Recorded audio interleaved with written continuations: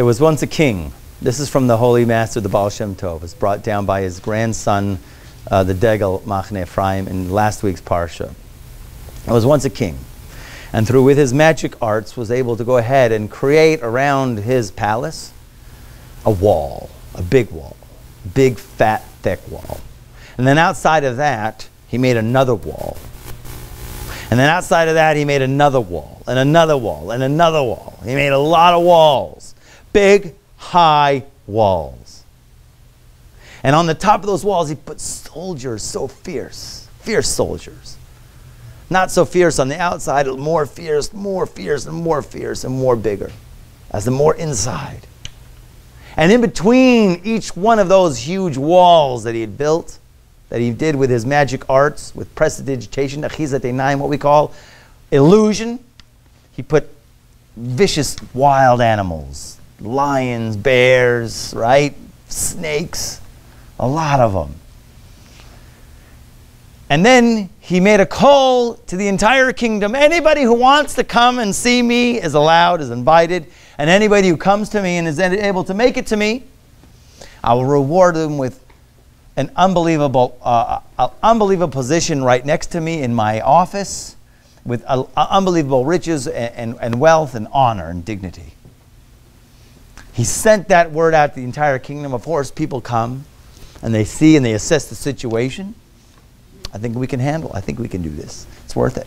And a lot of people get the strength, and they scale the wall, and they fight off the soldiers, and then they go down, and then they fight off the lions and the bears. And then the king did something else. The king also had ministers, high ministers, that after one person would scale one wall and finish off the beasts that were there, they would come out with jewels and gold to gift to the guy. Yeah, here. Wheel big. Yeah, here you go. This is yours. You made it to this level. So people would go, they would crawl, they fight, they fight off the soldiers, they fight off the animals, and then they would come out with these wheelbarrows and, hi, here, take this. So the guy would say, whoa, I'm a very rich man. Okay, I'm going home. And they would go home. Right? Some people would go, climb one wall, fight the soldiers, second wall, the second soldier, another wheelbarrow full of gold and jewels, right? And they would, the fighting, when got fierce, they go, I got enough money, I'm going to go home. There was one person that he would fight the first wall, he fought the soldiers, he fought the beasts, and they would come out with the money. He would go, I don't want that. That's the son of the king. The son of the king wanted nothing else except to be close to his father. That's all he wanted.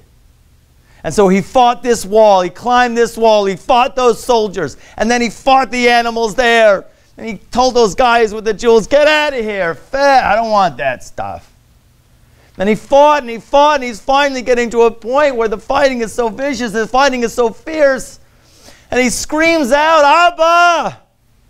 All I want is to be with you, Abba! Abba means dad, okay? And so the father, the king, who's sitting on his throne, he hears the pathetic cries of his son. And then in 1 second,